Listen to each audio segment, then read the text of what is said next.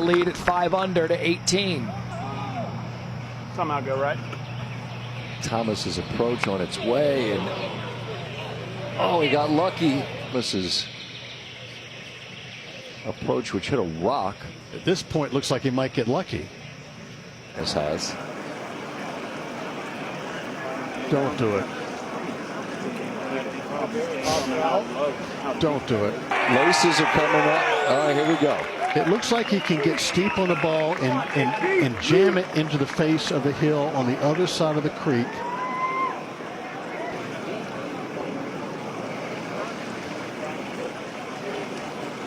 Well, it wouldn't be late afternoon coverage of the PGA on Thursday without some clothes coming off.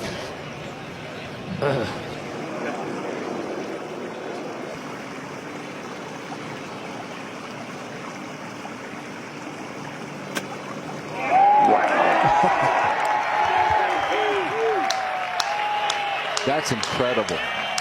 No, it's better than that.